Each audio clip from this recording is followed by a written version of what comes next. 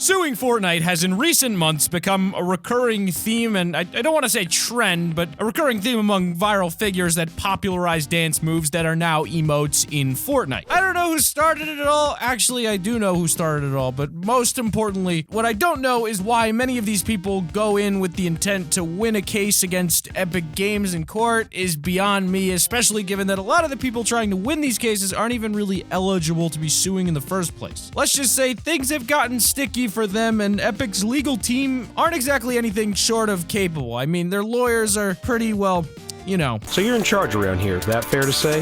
Absolutely, I'm the boss. And with there being so many different weak cases, well, I think you guys can guess how it plays out for some of these guys. Welcome back to Top 5 Gaming, everyone, where today we take a look at the top 5 people who sued Fortnite and why they won't be winning their cases. Kicking it off with number 5, we've got Orange Shirt Kid. Almost a year ago, Fortnite introduced one of their first competitions for the players, the Boogie Down Contest. Anyone could submit a video of themselves performing their own unique dance or emote. It was mainly dances, but a few similar emote-like ones did get through as well. Now, there were 100 winners altogether, and the top ranks included Populatus and Loser Fruit. Orange Shirt Kid was actually a little further down the list, but still a winner. In fact, he soon became the people's champion of choice. Even though he didn't get ranked high enough to have his dance turned into a Fortnite emote, the fact that people supported this dance and the Orange Shirt Kid so much influenced Epic Games to bring this dance to Fortnite. They heard the people. Now, everything seemed fine from our perspective. Orange Shirt Kid got his dance immortalized in Fortnite, and then we got to use it for ourselves, but one of the more recent lawsuits we've been hearing about involves the mother of Orange Shirt Kid trying to sue Epic Games. Now, if you know anything about courtrooms or lawyers, then you know that they always have a ridiculous amount of paperwork explaining things in a ridiculous and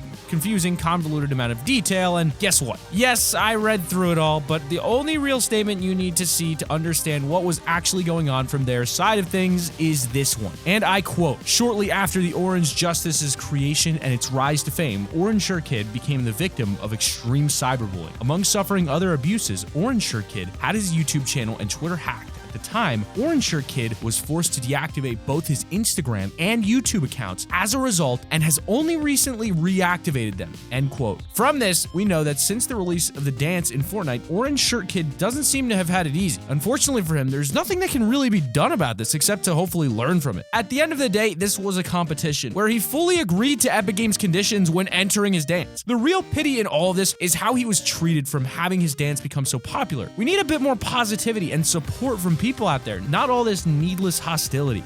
Thanks, Fortnite. If this actually stays in the game, I'll probably crap my pants. This is called the random.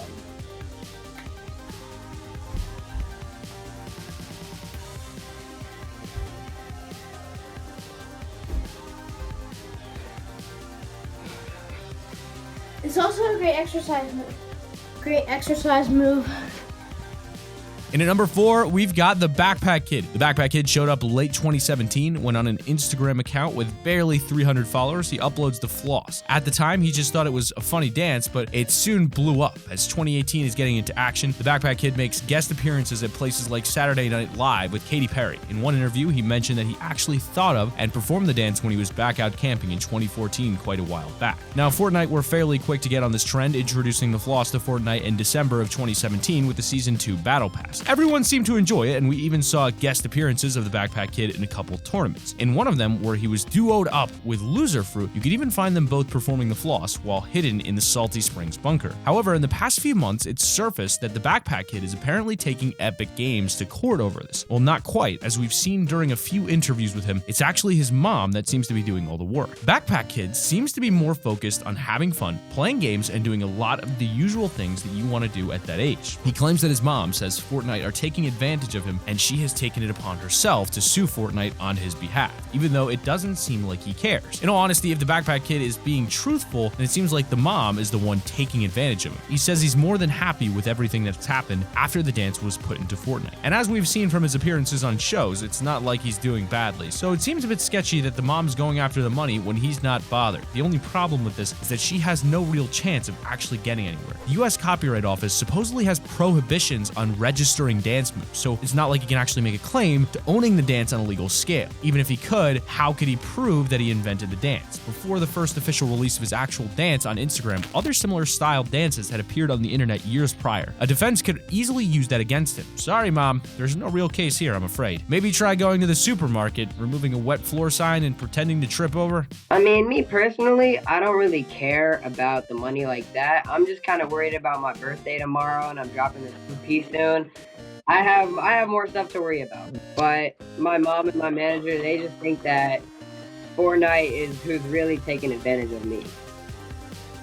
Number 3. Alfonso Ribeiro. Alfonso is an actor most famous for his role in The Fresh Prince of Bel-Air during the 1990s. Even a lot of the younger generation still watch it on TV today. It was massively famous in its day and gave birth to a lot of great actors like Will Smith. Alfonso played the character Carlton and was often seen performing the Carlton dance. It was a signature dance that the fans of the show knew was from the Carlton. Now, Fortnite introduced the Fresh dance to the game on the 2nd of January 2018, and it sold very quickly. A ton of people bought the dance because they knew it was from the show, and it was generally a pretty good dance to use when you've got a victory royale. But as it came to the end of the year, Alfonso decided he intended to sue Fortnite. His claim, as stated by his lawyer, was that it is widely recognized that Mr. Ribeiro's likeness and intellectual property have been misappropriated by Epic Games in the most popular video game currently in the world. Fortnite and Epic has earned record profits off of downloadable content in the game, including emotes like Fresh. Yet Epic has failed to compensate or even ask permission from Mr. Ribeiro for the use of his likeness and iconic intellectual property. Basically, they're just saying that no one asked him if they could use the dance, there was no credit given to the owner, and that Fortnite made hundreds of millions of dollars from this. And you can understand a little bit why this might aggravate someone, but as we mentioned, there's no current legal system involving dance moves. Sure, you can sue someone from lyrics or sounds, but not moves as of yet anyway. Needless to say though, even if he could sue, the fact is Alfonso was under the employ of the company that owned the show, so technically people aren't sure if they own the dance or if Alfonso owns it.